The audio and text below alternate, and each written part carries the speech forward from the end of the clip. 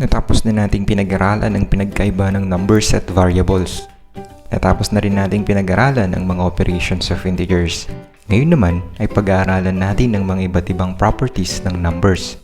By the way, ang mga pinag-aaralan pa lang natin ay ang mga fundamentals pa lamang. Wala pa tayo sa totoong laban. Bakit nga ba natin kailangang pag-aralan at i-master ang mga fundamentals ng mga ito? Bibigyan kita ng illustration. Sasabak ka ba sa gyera ng walang dalang bala? O di kaya may bala ka nga pero wala ka namang baril? O di kaya may bala at baril ka nga pero di mo naman alam ito gamitin? Itong mga fundamentals na ito, yung mga bala at baril natin sa pag-solve ng mathematical problems. Pero walang saysay yan kung di mo naman alam gamitin. Yan yun. Ito yung mga kalimitang nakikita natin sa mga iba't ibang equations. Kaya kung gusto mong sumabak agad at mag-solve ng iba't ibang equations, baka mga mote ka lang. Sabi ko nga sa nakaraang video, ang mga basics natin, kung pinagsama-sama, makakasolve yan ng mga complex. So much on that. Pag-aralan na natin ang mga properties of numbers. Ano nga ba ang mga katangian o pwedeng gawin sa mga numero? Ang una nating property ay ang distributive property. Ito raw ang... Nga pala, baka nagtataka ka kung bakit gumagamit ulit tayo ng letra. Illustrations lang yan ha, baka malito ka. Sabi ko last time, nung dinidiscuss natin ang variables, ang A, B, C, and D na letters ay may separate function o kadalasang may special na gamit sa algebra. Ito yun, ginagamit madalas ito para i-represent ang constant values o di kaya mga coefficient values or mga exact values. Ito yung mga integers. Pwede rin ang mga rational numbers pero para di ka malito, integer muna ang gagamitin natin. Darating din tayo sa mga fractions na yan. Balik tayo. Ito raw yung... Take note, sa multiplication baka magtaka ka. Kung nasanay ka na ang symbol ng multiplication ay x, sa algebra may tatlong symbol ito. Ito yung common na x, parenthesis, at dot. At kadalasan, kung letters ang representation ng numbers, hindi na ipinapakita yung mga symbols na yan kung magkatabi sila. Parang ganito, A, B. Parehas lang daw sila nito, A times B, A times B, at A times B. Kaya kapag nakakita ka ng mga ganyang symbols sa gitna ng mga integer, huwag kang umiyak, multiplication lang raw yan. Kaya si A daw i-distribute kay B at C. Kaya parehas lang daw sila kay AB at AC. Halimbawa, lalagyan na natin ng numbers.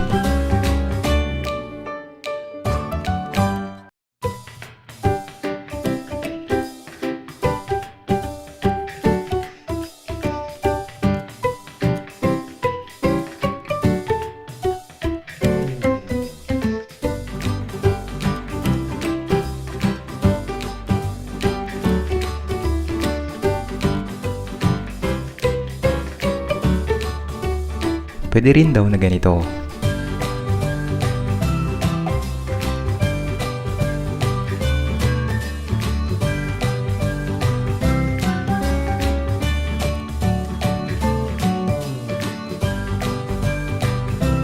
Paano naman kung may subtraction operations? Parehas lang daw yun. Ang laging tatandaan lang ay huwag kakalimutang kopyahin ang operation na ginamit. Halimbawa, pwede raw nating ayusin ang problem para di tayo malito. Kay ganito ang kinalabasan.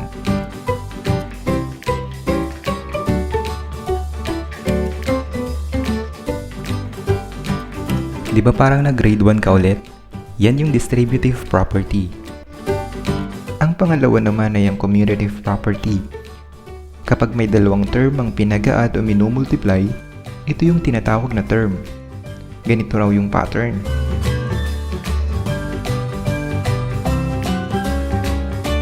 Ang property na ito ay applicable lang sa addition at multiplication at hindi sa subtraction at division.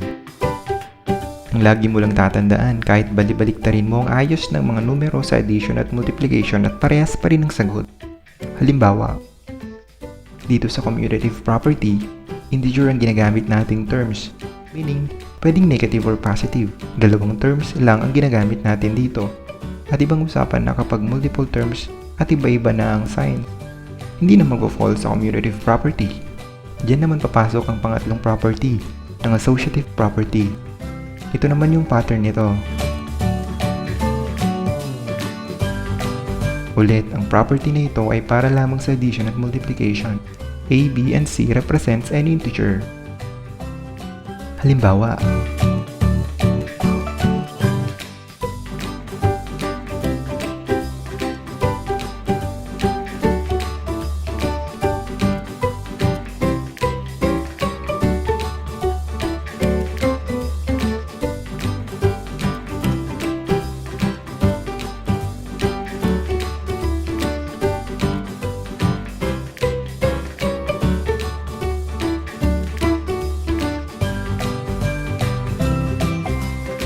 parang sa pangalawang property lang, pero dinagdagan lang ng term. At paano kung iba-ibang signs? Halimbawa,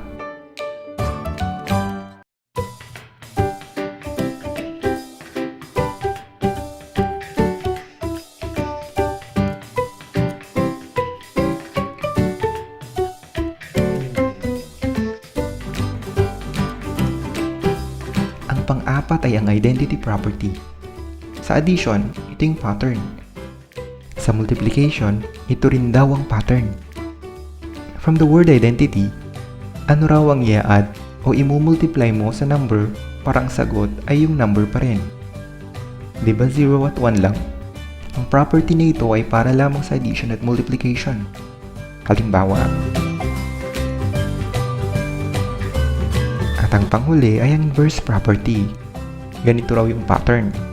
Sa addition, sa multiplication, ang property rin na ito ay para lamang sa addition at multiplication. Ang pinaka-key dito ay yung word na inverse. Yung kabaliktaran daw ng numero. Halimbawa, number 10. Ano ang kabaliktaran ng number 10 para kapag in-add sa 10 ay magiging 0? Hindi ba negative 10? Kaya 10 plus negative 10 is equal to 0. Ang negative 15. Ano ang kabaliktaran ng negative 15 para kapag pinagsama, ang magiging sagot ay 0. Tama, positive 15. Dahil negative 15 plus 15 is equal to 0. Sa multiplication naman, dito papasok yung term natin, reciprocal o inverse. At papasok na rin dito ang fraction. Ang reciprocal ay kabaliktaran ng number in terms of fractions naman.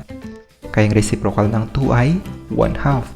Ang 3 ay 1/3, ang 4 ay 1/4, and so on.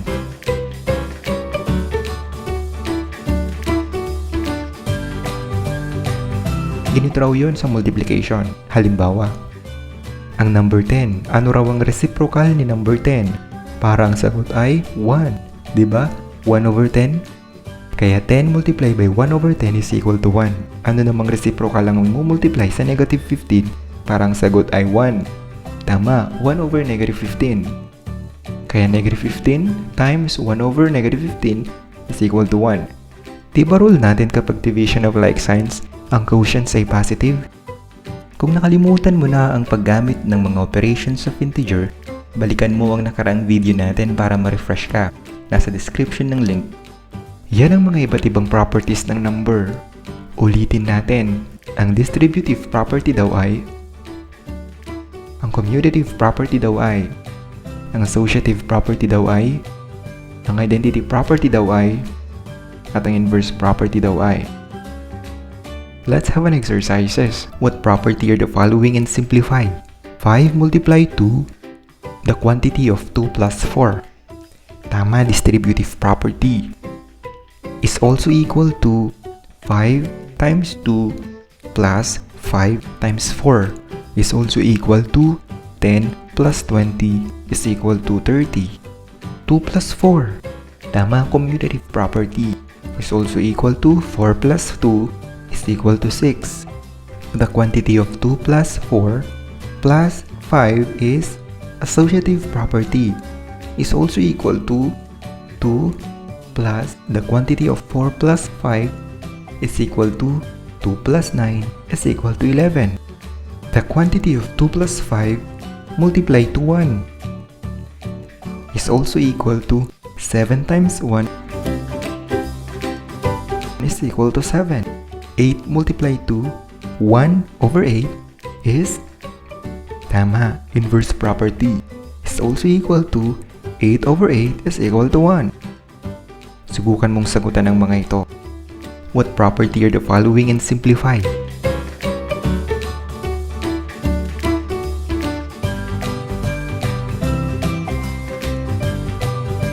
Kung nalito ka sa naging discussion natin, pwede mong ulitin ang video na ito para mas lalo mong maintindihan. Hanggang sa susunod nating video.